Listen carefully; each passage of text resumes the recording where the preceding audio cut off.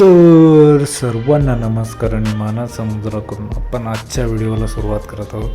तर दरवर्षीप्रमाणे यावर्षीसुद्धा आमचा जो फ्रेंड सर्कल आहे तर आमचा गोवाचा प्लॅन होता. तर इकडे आमची गाडी रेडी होती, सर्व पॅकिंग वगैरे आमची झाली होती, गाडीमध्ये सर्व सामान ठेवला होता. तर सांडपाड्यावरून आम्ही निघालो होतो गोव्यासाठी.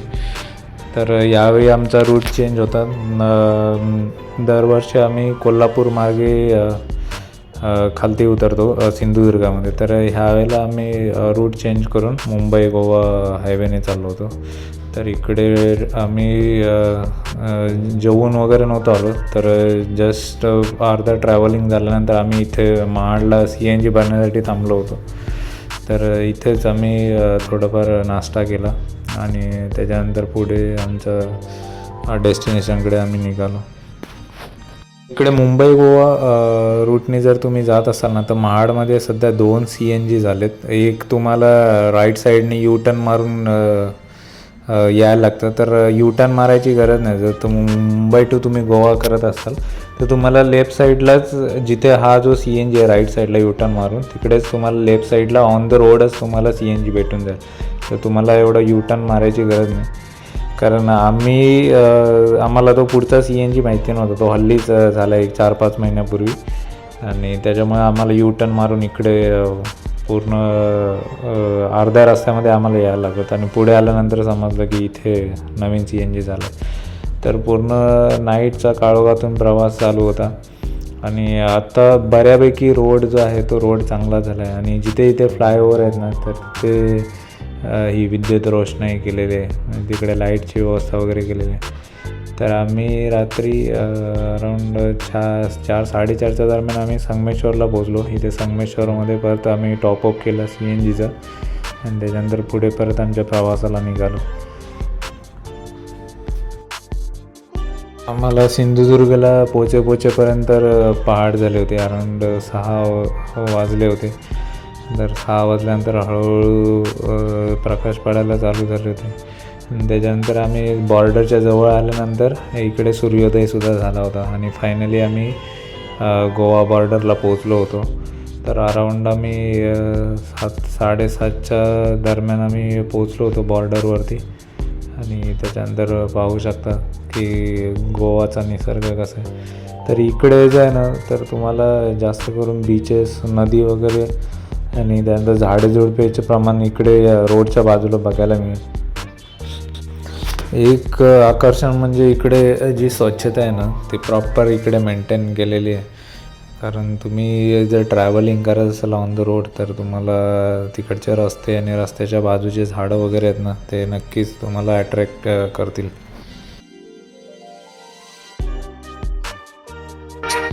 तर पहाटे आम्ही पोचल्यानंतर ना आम्हाला ऑन द रोड एक पिकनिक स्पॉट लागणार होता. जो परा म्हणून एक प्लेस आहे.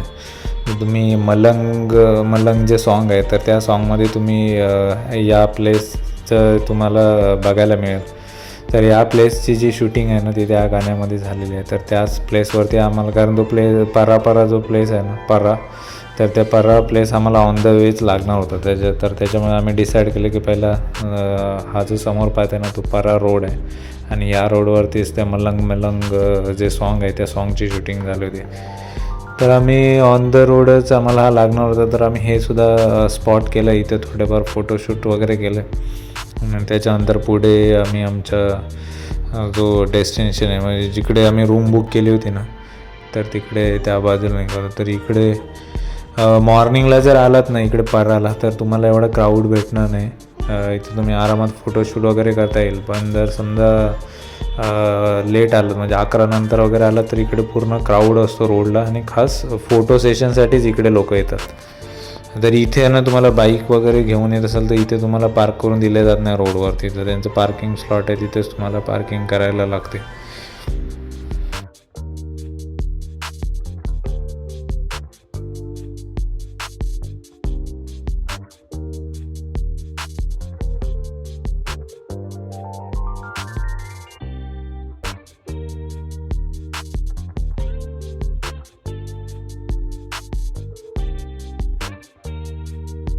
पारा रोड थोडा एक्सप्लोअर करून झाल्यानंतर फोटोशूट वगैरे काढून मी जिकडे रूम बुक केली होती तर त्या रोडला निघालो, कारण हा जो स्पॉट आहे ना तो आम्हाला रूमकडे जातानाच वाटेत लागणार होता, म्हणून हा स्पॉटसुद्धा आम्ही कवर केला आणि त्यानंतर पुढे आमच्या रूमच्या दिशेने निघालो. तिथून हार्डली एक 15-20 मिनटाच्या अंतरावरतीच आम्ही बुक केलेली रूम होती. तर इकडे ऑलमोस्ट आम्ही रूमच्या जवळच्या एरियामध्येच पोहोचलो होतो. तर आम्ही जी रूम बुक केली होती ती जो बागा बीच आहे त्या बागा बीचपासून अगदी 5 मिनटावरतीच होती आणि इथून जे बाकीचे पिकनिक स्पॉट आहेत ना ते पण जवळच आहेत. तर फायनली आम्ही आमच्या रूमच्या इथे पोहोचलो होतो. तर एस्पेस असं पूर्ण एक टाउनशिप टाईपमध्येच इकडे रूम्स होत्या. तर ही होती अशी आमची 2 BHK रूम, जिथे एस्पेस असे 2 बेडरूम्स आहेत. त्यानंतर हा एवढा मोठा हॉल, त्यानंतर स्पेशियस अशी बाल्कनी आहे जिथे बाल्कनीमध्ये बसून तुम्ही तुमचं डिनर लंच एन्जॉय करू शकता. सेम कॅम्पसमध्ये एक 3-4 स्विमिंग पूलसुद्धा आहेत, तर तुम्ही स्विमिंग पूलचासुद्धा आनंद घेऊ शकता. म्हणजे कोणत्याही स्विमिंग पूलमध्ये जाऊ शकता. फक्त तिथे कंडिशन एकच आहे की तुम्हाला जे स्विमिंगसाठी लागणारे कपडे आहेत ना, म्हणजे इन शॉर्ट असेल किंवा टी-शर्ट, तर ते घालून आतमध्ये एंट्री करायला लागते. म्हणजे क्लोरीनचं जे पाणी आहे तर त्या पाण्याने तुमच्या शरीरालाही जाऊ शकते. त्याच्यामुळे तिथे टी-शर्ट आणि शॉर्ट जे आहे ते कंपल्सरी तुम्ही घालून पाण्यामध्ये उतरायला सांगतात.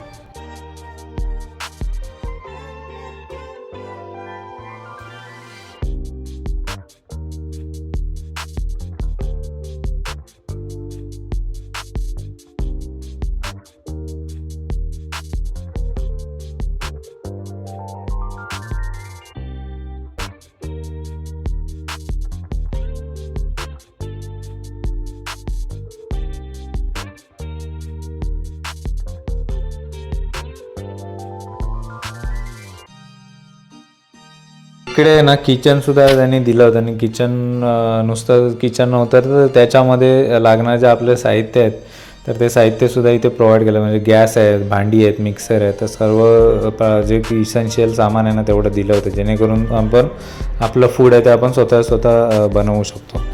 तर व्हिडिओ शॉर्टपर्यंत पाहिल्याबद्दल तुम्हा सर्वांचे मनापासून आभार. पुन्हा भेटू अशाच नवीन व्हिडिओमध्ये. तोपर्यंत काळजी घ्या स्वतःची आणि इतरांची सुद्धा. धन्यवाद.